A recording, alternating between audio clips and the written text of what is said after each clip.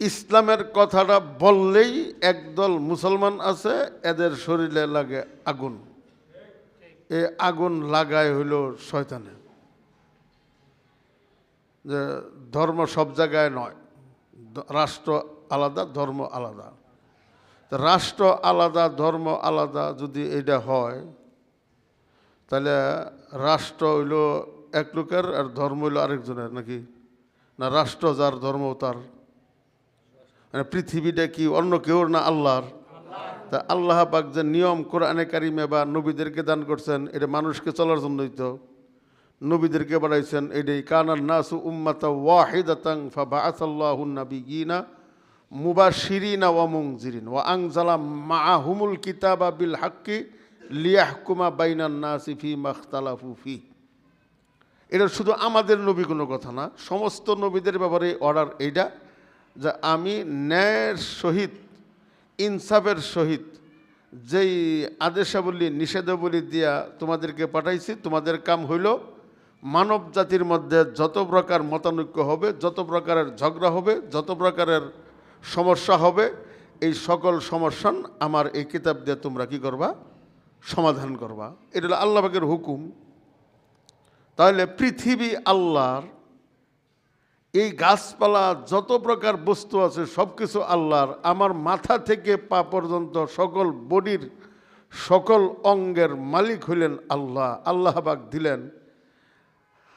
আল্লাহ পাক এই সকল কিছু সৃষ্টি করার পরে সম্পূর্ণ দ্বিমুখী সৃষ্টি, ভালো এবং মন্দ উভয়টাই আছে। কারণ কিসের জন্য? মন্দ ছাড়া ভালো বুঝে আসবে না, ভালো ছাড়া মন্দটা বুঝে আসবে না। গরম ছাড়া ঠান্ডা কীরকম কাকে বলে এটা বোঝা যাবে না, আবার ঠান্ডা ছাড়া গরম বোঝা যাবে না, আগুন ছাড়া পানি বোঝা যাবে না, পানি ছাড়া আগুন বোঝা যাবে না। এইটাই তো আল্লাহ পাকের সিস্টেম, আল্লাহ পাকের নিয়ম।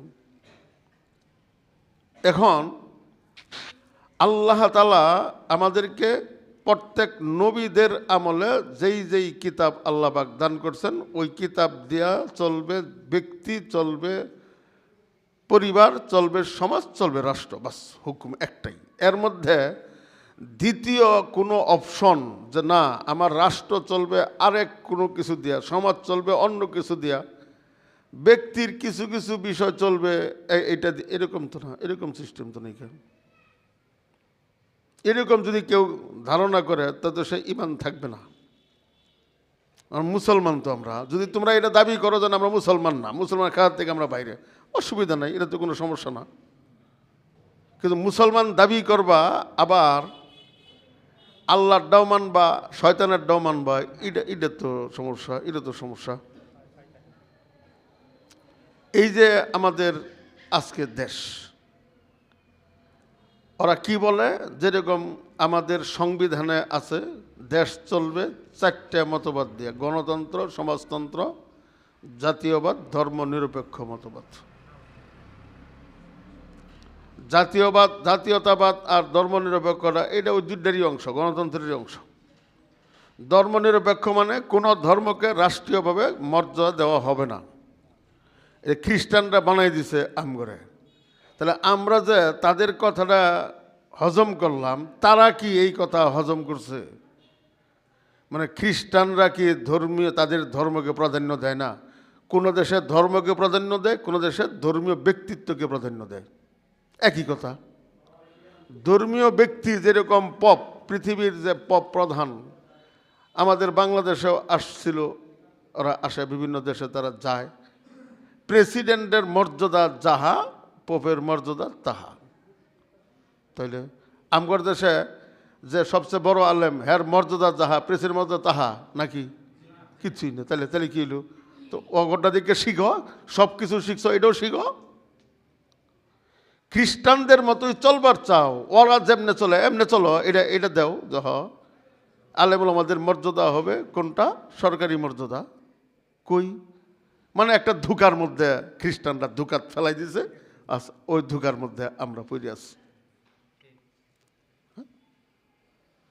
ধর্ম নিরপেক্ষ ভালো কথা, এটা সহজ সরল তর্জমা কি? সাংবিধানিক তর্জমা কি? সাংবিধানিক তর্জমা হলো রাষ্ট্রীয়ভাবে কোনো ধর্মকে কোনো মর্যাদা, ধর্মীয় মর্যাদা, রাষ্ট্রীয় মর্যাদা দেওয়া হবে না। আর সাধারণ তর্জমা কি, যে রাষ্ট্র চলবে রাষ্ট্রের মতে, ধর্ম চলবে ধর্মের গতিতে। ধর্মের সাথে রাষ্ট্রের কোনো সম্পর্ক নাই, রাষ্ট্রের সাথে ধর্মের কোনো সম্পর্ক নাই। তাহলে আমগর দেশের যে জানুয়ারি ফেব্রুয়ারি মাসে যে সরকারি হিসাব হয়, এটা কোন ধর্মের হিসাব? কে খ্রিস্ট ধর্মের হিসাব হবে? ধর্ম তো প্রাধান্য দেওয়া হবে না, এনে দেওয়া হইল কে?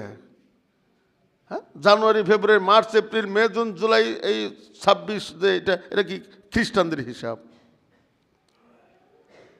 তারপরে আমাদের 16 বৎসর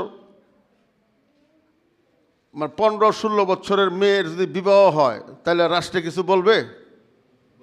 হ্যাঁ বলবে। কে বলবে? হ্যাঁ, খ্রিস্টীয় আইন মতে, তাদের ধর্ম মতে একটা মেয়ে বিবাহের উপযুক্ত হয় 18 বছরে, আর একটা ছেলে বিবাহের উপযুক্ত হয় 22 বছরে। এর আগে শিশু, এর আগে কি শিশু। আর আমাদের ইসলাম ধর্মে একটা ছেলে 15 বছর, একটা মেয়ে 12-13 বছর, তার মাসিক আসলেই বা সে বিবাহের উপযুক্ত হয়ে গেল। তাহলে এখানে হস্তক্ষেপ কার হস্তক্ষেপ হইল? খ্রিস্ট ধর্মের হস্তক্ষেপ। হ্যাঁ, খ্রিস্ট ধর্মের হস্তক্ষেপ। আপনি কোনটা দেখবেন? দেখেন, যে কোনো একটা জিনিস দেখেন কিসের নিরপেক্ষ। আমাদের সরকারি জানাজা যে হয়, কি দেওয়া হয়? 1 মিনিট নীরব থাকিবে। এটা কোন ধর্ম? খ্রিস্ট ধর্ম। ইসলাম ধর্মে কেউ হত্যা করলো, তাকে সাক্ষী সহ দ্রুত তাকেও কি করা হবে? হত্যা করা হবে। এটা হলো ইসলাম ধর্মে। খ্রিস্ট ধর্মে কি না, এটা মামলা হবে, এটা দুনো পক্ষে উকিল দাঁড়াবে, যে জিতে কথা কোনটাকে। এটা খ্রিস্ট ধর্ম। তাহলে এনো আমগর দেশে কোনটা চলে, ইসলাম না খ্রিস্ট ধর্ম?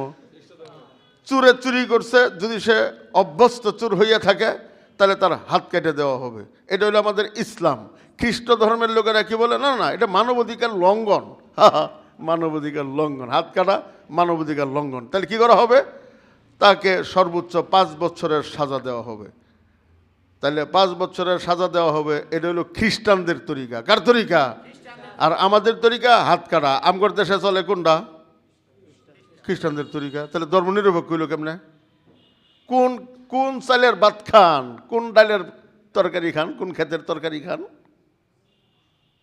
হ্যাঁ, জিনা ব্যভিচারী যদি কেউ করে, যদি বিবাহিত হয়ে থাকে, পাথর মেরে পরিষ্কার করে ফেলাও, এর দুনিয়া থাকার অধিকার নাই। অবিবাহিত হলে 100টা বেত্রাঘাত লাগাই দাও। এটা হলো আমাদের ধর্ম। খ্রিস্ট ধর্ম কি বলে, না মিলে দিলে করলে কোনো সমস্যা নেই। তাহলে আমার দেশে চলছে কোনটা? খ্রিস্টান এটা চলছে, বাস। তাহলে ধর্ম নিরপেক্ষ কোনো?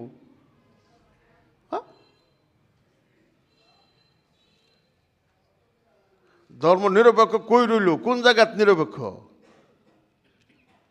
বুঝতেছেন? কিছু বুঝেন? হ্যাঁ,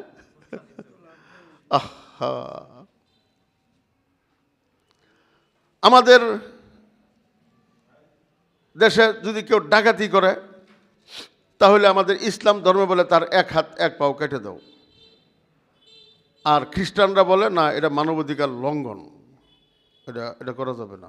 একে কি 10 বছরের শাস্তি দাও। তাহলে আমাদের দেশে চুরের শাস্তি 5 বছর, ডাকাতের শাস্তি 10 বছর, সর্বোচ্চ যাবজ্জীবন এটা আছে খ্রিস্টানদের বানানো আইন। এইটাও তো আমাদের দেশে এখন নাই। কথা কন্যাকে এটা আছে, এটাও নাই। মানে খ্রিস্টানদেরটাও নাই, আরো নিচে গেছি গা, আরো নিচে গেছি গা। ডাকাতির কোনো বিচার নাই, চুরির কোনো বিচার নাই।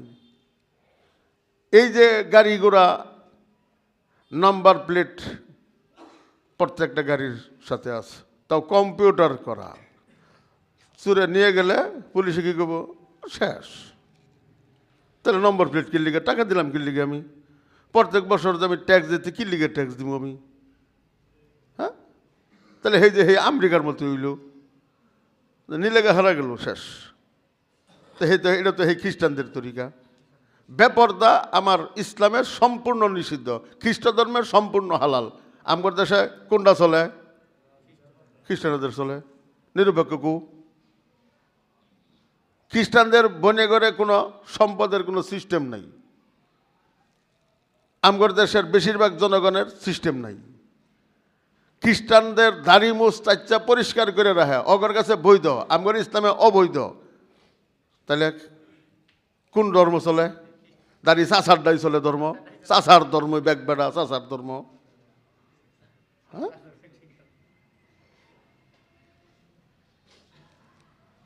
সর্বশেষ কথা কয়ে দিই, আমাদের যে নামাজ পড়ি, যে আমরা যে পাঁচ ওয়াক্ত নামাজ পড়ি, জুমা পড়ি, ঈদ, এইটাও তো আমাদের ইসলাম ধর্মের মতো না। এটা খেয়াল করছেন? জীবনে খেয়াল করছেন? কইছি মসজিদে? কইছি না, সবাত কইছি। আমরা যে পাঁচ ওয়াক্ত নামাজ পড়তেছি, জুমার নামাজ পড়ি, ঈদের নামাজ পড়ি, এটা আমাদের তরিকা না, এটা খ্রিস্টানদের তরিকায়। কেমনে? খ্রিস্টান ধর্মেও নামাজ আছে, ওদের যে আলেম, ওদের যে হুজুর, ওরা ছাড়ে না, ওরা পড়ে। এবং হুজুরদের সাথে যাদের গভীর সম্পর্ক, ওরাও ঠিকমতো নামাজ পড়ে। মানে খ্রিস্টানদের আলেমরা, আলেমদের সাথে যাদের সম্পর্ক, এরা ওদের নামাজ ঠিকমতো পড়ে, সাধারণ জনগণে পড়ে না। খ্রিস্টানদের সাধারণ জনগণ রবিবার ছাড়ে না। ওদের দুই ঈদ, বড়দিন আর ছোট দিন, এই দুই ঈদে আগের কাতারে বেগবে না। আমাদের দেশে যারা আলেম ওলামা, এরা পাঁচ ওয়াক্ত নামাজ পড়ে, যারা আলেমদের সাথে সম্পৃক্ত এরাও পড়ে। সাধারণ মানুষ পড়ে না, জুমার নামাজ ছাড়ে না, দুই ঈদে আগের কাতারও। কার তরিকা? খ্রিস্টান তরিকা। তাহলে ধর্ম নিরপেক্ষ করতে হইল। রাষ্ট্র যে নিরপেক্ষ, ধর্ম নিরপেক্ষ, কোন হানে, কেমনে, কি দিয়া? হ্যাঁ, গাঞ্জা কয় কলকি খাইলে এরকম কখন যায়? হ্যাঁ,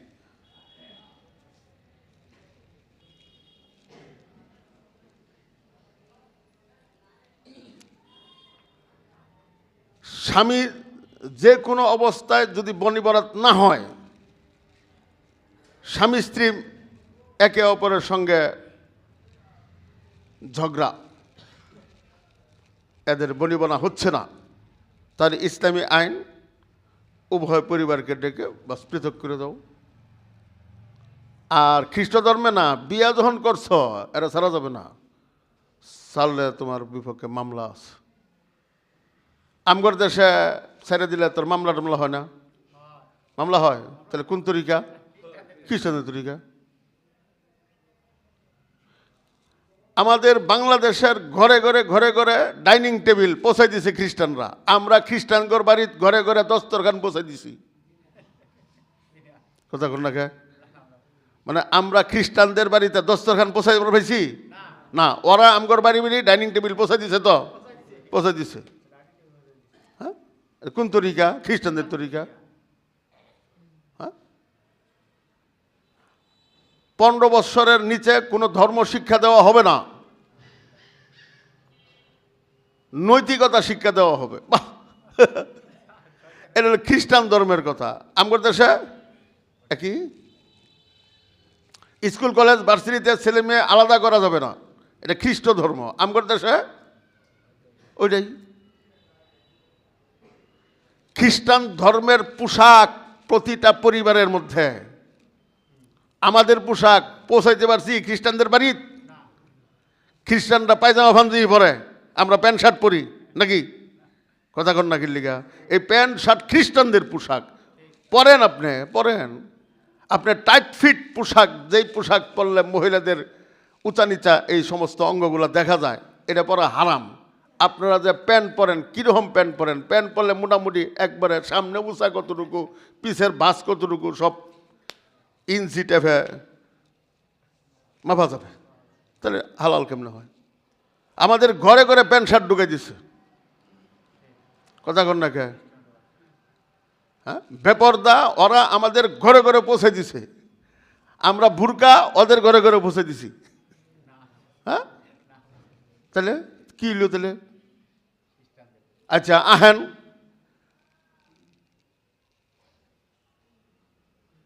রাজনীতির ক্ষেত্রে, রাজনীতিতে যারা আর্থিক কেলেঙ্কারি করবে, এরা সরকারি চাকরি করিতে পারিবে না। খ্রিস্টানদের দেশের আইন, এবং পারে না। আমরা তো খ্রিস্টানদের ধর্মের উপরে চলতে গিয়া চলতে চলতে এখনো খ্রিস্টানদের চাইতেও আরো কয়েক ধাপ নিচে নেমে আসছি। কেন? খ্রিস্ট দেশে একটা দুর্নীতিবাজ, সে কখনো নির্বাচনে অংশগ্রহণ করতে পারবে না। ঋণ খেলাফি কখনো কল্পনাই করা যায় না। আমাকে বাংলাদেশে ব্যাপারই না। তাহলে খ্রিস্টানদের থেকে একটু নিচে নামছি তো মোটামুটি। হ্যাঁ, আপনি পার্শ্ববর্তী দেশ ভারতে যান, একটা সরকারি কর্মকর্তা যদি তার আয়ের সাথে ব্যয়ের মিল না পায়, তাইলেই সর্বনাশ হয়ে যাবো। আর আমাদের বাংলাদেশে যত কর্মকর্তা কর্মচারী আছে সরকারি, এদের মধ্যে ভালো তো অনেকেই আছে আলহামদুলিল্লাহ, বেশিরভাগ আয়ের সাথে ব্যয়ের কোনো কি নেই, মিল নেই। তাহলে এটা তো খ্রিস্ট দেশে চলে না, আমগর দেশে চলে। খ্রিস্ট দেশে মিথ্যা কথা কিভাবে কওয়া যায় এটা এরা বুঝে না। আমগর দেশে মিথ্যা ছাড়া সত্য কেমনে কওয়া যায় এটা আমরা বুঝি না। কর্তারি নিচে গেছি কেন? ভালো জিনিস পচলাই যেরকম করে পচে। মিয়ারা রাজনীতি করেন না, দেশ চালান, আপনারা চালান, অসুবিধা নাই। হযরত নূহ আলাইহিস সালামের জমানায় কালিমার পক্ষে যারা ছিল মাত্র ৮০-৮২ জন, বাকি সব ধ্বংস, পরিষ্কার হয়ে যা, থাকবার হইতি না দুনিয়াত, বাস। হযরত ইব্রাহিম আলাইহিস সালামের জমানায় অল্প কিছু লোক কালিমার পক্ষে, আর বাকি দেশ রাষ্ট্র কালিমার বিপক্ষে, আল্লাহ পাক ধ্বংস করে দিয়েছেন। হযরত মূসা আলাইহিস সালামের জমানায় কালিমার পক্ষে কিছু মানুষ, বাকি রাষ্ট্র, দেশ, সরকার, জনগণ সব কালিমার বিপক্ষে, আল্লাহ পাক শেষ করে দিয়েছেন। ঈসা আলাইহিস সালাম আইছেন, সম্ভব না, উনি আকাশে চলে গেছেন, নিয়ে গেছেন আল্লাহ পাক। কিয়ামতের আগে যখন এই যে অহন যে অবস্থা চলছে, মারামারি, কাটাকাটি, হত্যা, ধর্ষণ, এটি কোনো ব্যাপারই না। হ্যাঁ, চুরি, এইখান থেকে যদি একটু চুরি হয়ে যায় তাহলে এর লোক নাই, পুলিশে জানে না। আপনাকে এক কিসা কইছি না যে আমনগরে মুক্তাগাছার আমগরে এক হুজুরে এক নেতার গাড়ি লইয়া আটের বাজার গেছে, গাড়ি চুরি নিছে গা। হুজুরের একটু চিন্তা নাই। আমি যে কে কর নাই, পাওয়া যাবো। আমি এবার কিরম কথা, পাওয়া যাবো কেমনে? পরে খবর লই দেখি এই চুরি করা হুন্ডা যাইয়া এক জায়গায় জমা হয়, পরে ওইখান থেকে চুরেরা বাক করে টেহা দিয়া নেওয়া লাগে। আর নেতাই কইতেছে মুখ করে, তোর বাহের গাড়ি আনসার, এটা আমারই গাড়ি, এটা কথা কন না খেলি গা, এটি তো নেতা নাকি? এটি নেতা না, কথা কন না। খ্রিস্ট দেশে একটা দরবার বা আমাদের ভারতে একটা দরবার অন্যায়ের পক্ষে হবে আমার জানা নাই। আমরা অনেক দরবারে গেছি, অনেক ছেলেদের কাছে শুনছি দরবার কীরকম করে হয়। মানে দরবার মানে কি, ওরা সহজে মামলা করে না, ভারতে সহজে মামলা করে না। এরা পঞ্চায়েত আছে, প্রত্যেক গ্রামে গ্রামে কি আছে, পঞ্চায়েত আছে। এই পঞ্চায়েতে বিচার করে। কেন? ওই সরকারি বিচারের চাইতে পঞ্চায়েতের বিচার আরও শক্তিশালী। আর আমাদের বাংলাদেশে আমাদের দরবার, যে দরবারের যত নেতা আছে এটি মানুষ না, গরু ছাগল না, শুয়োরের চাইতেও আরো নিকৃষ্ট বহুত দরবারই আছে। কেন? শুয়োরও সব খায় না, কুত্তায়ও সব খায় না, দেখে বাচ্চা হই না খায়। আমাদের দেশের দরবারি নেতারা বেশিরভাগ ভালো আছে, খারাপ সব তো কইতেছি না, ভালো আছে, এরা দেখে খায় না। একটা ফকিন্নি, একবারে ফকিন্নি, ভিক্ষা করে খায়। এর বাড়ি বিড়ার দরবারেও আমি দেখছি, বাস বেটিরে দিয়ে দিল শেষ করিয়া, বেটি তো কিছু নেই। এ তো শুয়োরেও করতো না, কুত্তায়ও করতো না। আপনারা কার সাথে আছেন? নেতা তুমি এগিয়ে চলো, আমরা আছি তোমার সাথে, চলেন, অসুবিধা নাই। এই দিন না, আরো দিন আছে, শেষ হবে। কেন? ঈসা আলাইহিস সালাম এই মারামারি, কাটাকাটি, হানাহানি যখন বেশি বেশি হবে, একেবারে স্বাভাবিক হবে। শিরিকের গুনাহ ঘরে ঘরে, আল্লাহর নবী বলছেন ঘরে ঘরে গান বাজনা। কি বলছেন? ঘরে ঘরে গান বাজনা। কিন্তু এটা কইছেন না দোকানে দোকানে গান, এটা কইছেন না। পকেটে পকেটে গান বাজনা, এটা কইছেন না। ঘরে ঘরে গান বাজনা। তাহলে ঘরে ঘরে গান বাজনার চাইতে একটু মিটার বাড়ছে না কমছে? বাড়ছে। আমরা যখন হাদিস পড়ছি মসজিদে যখন গান বাজনা হবে, এটা তো কল্পনার মধ্যে আসেন না। মসজিদে আবার গান বাজনা হবে, এটা কীভাবে সম্ভব? এটা কল্পনার বাইরে না। হ্যাঁ, আর এখন এমন রিংটোন, একেবারে হিন্দি গানের রিংটোন, বেতার নামাজি, ও নামাজির গোষ্ঠী কিলাই। হ্যাঁ, তা নামাজি না। ঈসা আলাইহিস সালাম আসবেন, আমি গত শুক্রবার বলছি, ঈসা আলাইহিস সালাম আসবেন, সেটা কোনো দাওয়াত নাই, কোনো দাওয়াত নাই। আপনার বিশ্বাস হোক অথবা না হোক, আপনি মানেন চাই না মানেন, আমগর কোনো আশা আর যায় না। হযরতে ইলিয়াস রহমতুল্লাহের উসিলায় পৃথিবীর এমন কোনো দেশ নাই, এমন কোনো এলাকা নাই যে এলাকায় কালেমার দাওয়াত পৌঁছে নাই, এবং পৃথিবীর এমন কোনো সরকার নাই যেই সরকারে তাবলিগ জামাত চিনে না। আমরা 10 জন আলেম আজকা যাই আমেরিকার বিশাল লিগে, দিত না। আমরা 15 জন আলেম উলামা যদি চীনে যাওয়ার লিগে, উত্তর কোরিয়া যাওয়ার জন্য, রাশিয়া যাওয়ার জন্য, আমেরিকা বা ইউরোপ কান্ট্রি যাওয়ার জন্য 15 জনের একটা দল যদি যাই, আমি আব্দুল হালিম সহ কথা ভিসা দিত না। তাবলিগ জামাতের কাকরাইল থেকে গেলে দিয়ে দিব, কেন ওরা চিনে এডিকাটা। তাহলে বোঝা গেল তাবলিগ জামাত হারা চিনে কি চিনে না? চিনে মানে কি? কালিমা চিনে, বাস, সুদা হলাম। এই কারণে ঈসা আলাইহিস সালাম সেরিয়া যারা কালিমার পক্ষে থাকবেন, যারা বলবে সার্বভৌমত্বের মালিক আল্লাহ, সকল ক্ষমতার মালিক আল্লাহ, এরা দুনিয়াতে থাকবে, বাকি সব পরিষ্কার। এখন আপনি কোন পক্ষে থাকবেন থাকেন গা। হ্যাঁ, আপনার যে গণতন্ত্র, এই গণতন্ত্রে কি বলে? সার্বভৌমত্বের মালিক কেডা? জনগণ। সকল ক্ষমতার মালিক কেডা? জনগণ। হ্যাঁ, লা ইলাহা ইল্লাল্লাহ। আহা, আপনি থাকেন, অসুবিধা কি? কিন্তু এটা মনে করেন না যে আপনি থাকতে পারবেন না, পরিষ্কার, একবারে পরিষ্কার। আপনি আবার বলতেন হুজুর রাশিয়ার মতো দেশ এত শক্তিশালী, আমেরিকার মতো দেশ, এই চীনের মতো দেশ, উত্তর কোরিয়া, খবর রাখেন না উত্তর কোরিয়ার কি আছে? হ্যাঁ, এদিক দিয়ে জার্মানও খালি না, ইটালিও খালি না, ফ্রান্স এবং স্পেনও খালি না, এটি হাওয়া হয়ে যাবো গা, হাওয়া হোক গা না বাতাস হোক গা, আমার কোনো আহে আসছে না। আল্লাহ নবী কইছে সব পরিষ্কার হয়ে যাবো গা। আল্লাহ নবী যাহা বলছেন তাহাই হবে, ফিরাইয়েন। আপনার বাহের হলে ফিরাইবেন, নেতা করলে ফিরাই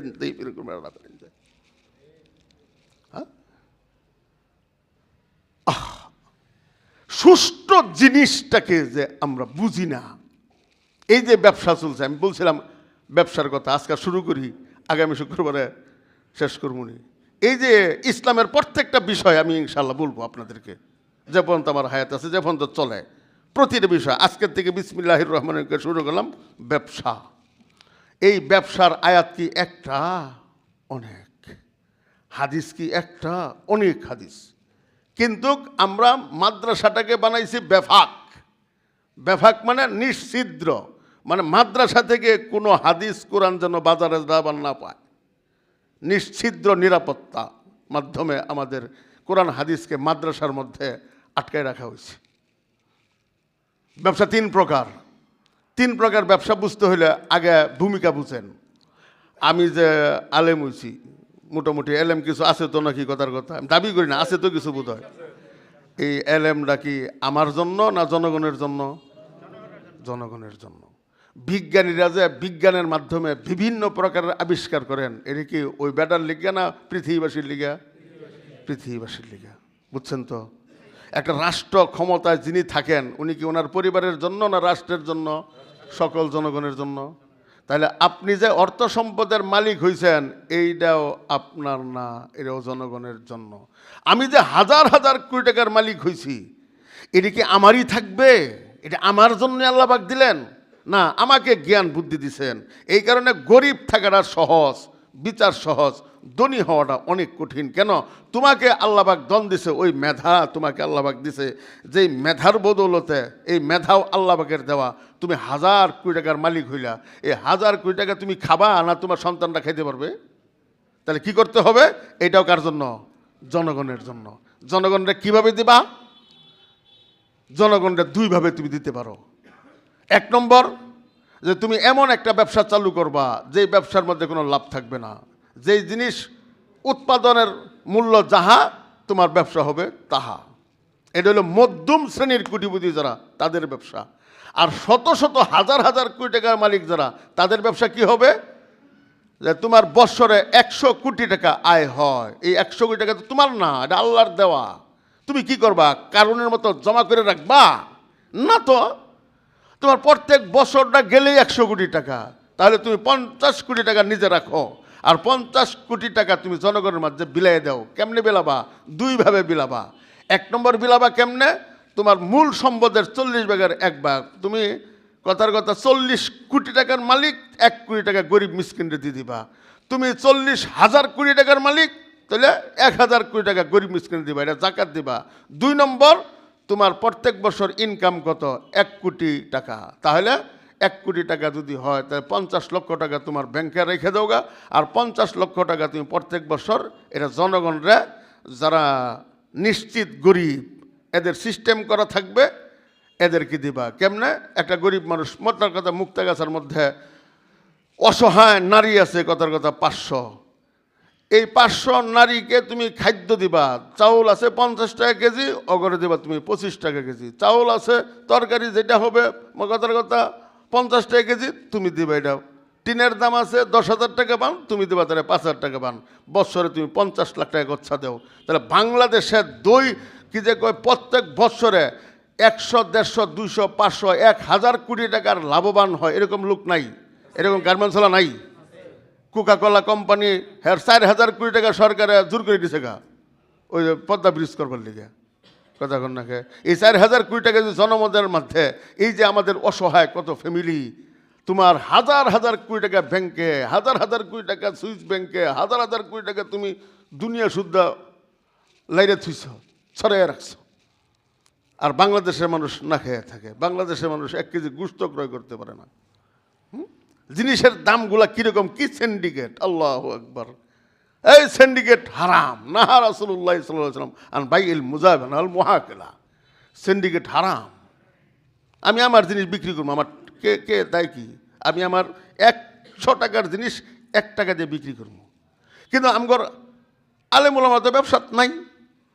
যারাও আছে 2-1 জন এগরের থ্যাট দিয়ে রাখে, এগারো অন্যান্য বসে থ্যাট দেয়, কম নয় 5 লাখের লিগা জরিমানা, 500 টাকা জরিমানা।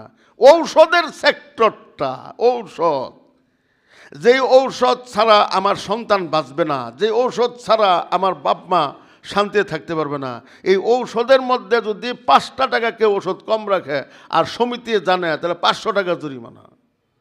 চিন্তা করছেন? হ্যাঁ, আল্লাহর নবীর তরিকা কি আছিল? ব্যবসা 3 প্রকার। 1 নম্বর ব্যবসা সাধারণ লাভের ব্যবসা। আপনার 100 টাকার জিনিস 110 টাকা বেচেন, যাতে আপনার পরিবার, কর্মচারীর বেতন, ঘর ভাড়া চলে। আর একটা হলো আপনি ব্যবসা করবেন বিনা লাভে, আপনার প্রচুর সম্পদ, আপনার লাভের দরকার নাই। 3 নম্বর ব্যবসা কি? 3 নম্বর ব্যবসা হইল আপনি যেই জিনিস ক্রয় করবেন 1 লাখ টাকা দিয়ে বেচবেন হইল 50,000 টাকা। যারা গরিব, এদের কাট করা থাকবে, এদের কাছে আপনি পৌঁছাবেন। আমগর দেশে এরা তো মাসলা নাই। সরকারে অর্ধেক দামে গরিবদের জন্য যেই সম্পদ দেয়, ওইগুলোও আমরা বিক্রি করে আমগর পকেটে তুলে ফেলাই। এই দেশের জনগণ আপনারা মসজিদের টাকা সরকারে দেয় খেয়ে ফেলান। আপনি একটা থানার মধ্যে লক্ষ লক্ষ না, শতাধিক কোটি টাকা সে জনগণের কল্যাণের জন্য, এই শতাধিক কোটি টাকার মধ্যে 2, 4, 5, 7, 10 কোটি টাকা খরচ করে বাকি সম্পূর্ণ ভাউচারের মাধ্যমে আমাদের নেতারা এবং কর্মকর্তারা গায়েবী বন্ড করে ভাগ করে। এটা কি আপনারা বোধহয় জানেন না? কথা কন নাকি? না জানলে তাহলে ইন্নামাল আমালু বিন্নিয়াত, সকল কর্ম হইতে হবে সহি নিয়ত করিয়া। এটা কি নামাজ আর রোজা, হজ, যাকাত, না ব্যবসা বাণিজ্য, বিবাহ শাদী, রাজনীতি, সব? তাহলে আমি যে মেম্বার 10 লাখ টাকা খরচ করলাম, আমি যে চেয়ারম্যান 1 কোটি টাকা খরচ করলাম, আমি যে এমপি 10 কোটি টাকা খরচ করলাম, জিজ্ঞাসা করলে কি খবর, এত টাকা খরচ করলে কি কলে বলে খালি 5টা করে তুইল। তাহলে অর্থ কি? নিয়ত, সহি নিয়তে মেম্বার হয়েছে। হ্যাঁ, সহি নিয়তে মেম্বার, সহি নিয়তে চেয়ারম্যান, সহি নিয়তে এমপি। কেন? যেমনভাবে সে খরচ করতেছে, চান্স পেলে কি করব? ওটাই তো না। এই উড়ানের নিয়ত হ্যাঁ নাই। আমরা কার সাথে আছি? নেতা তুমি এগিয়ে চলো, আমরা আছি তোমার সাথে, খাও। আল্লাহ পাক সঠিক বুঝদান করে। আগামী শুক্রবার ইনশাল্লাহ ব্যবসার ফুল নীতি এবং ব্যবসার যে সিস্টেম এবং পৃথিবীতে যে চলছে এরকম ব্যবসা, খ্রিস্টানরা অপরকে ভিক্ষা দেওয়াটা বুঝে না।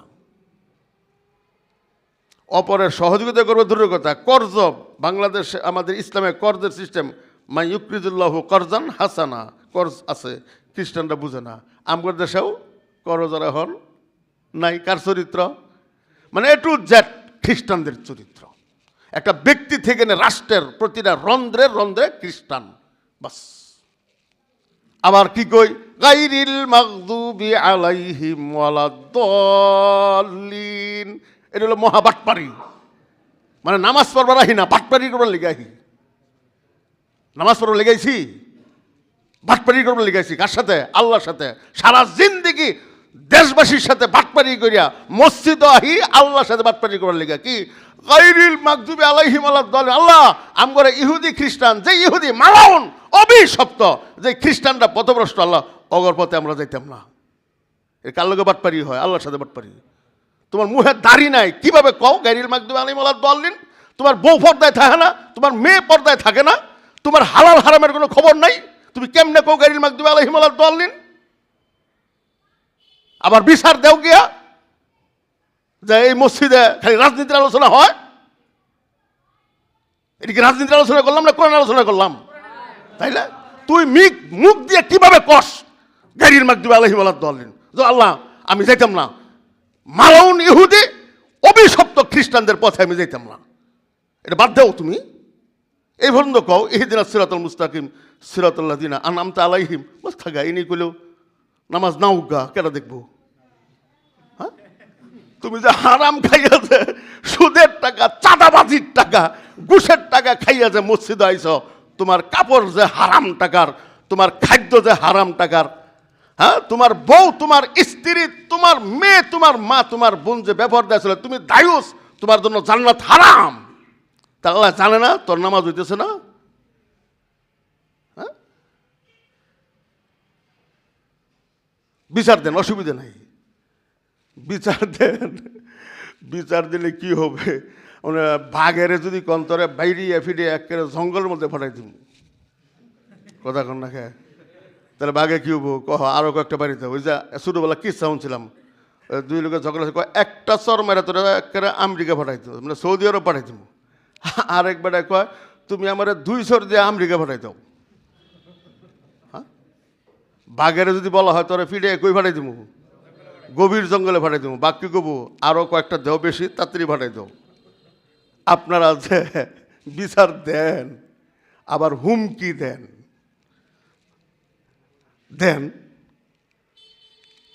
হবে কি?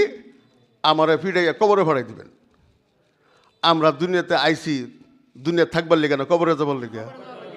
কবর হইলাম মেন জায়গা, অনু যাবার লেগে তো আপনারা চেষ্টা করতেছেন। আলহামদুলিল্লাহ, আলহামদুলিল্লাহ, সুম্মা আলহামদুলিল্লাহ। আমি তো দোয়াই করি, আল্লাহ আমার লাশ খাটকিতে দোয়ানো হবে, এটা যেন না হয়।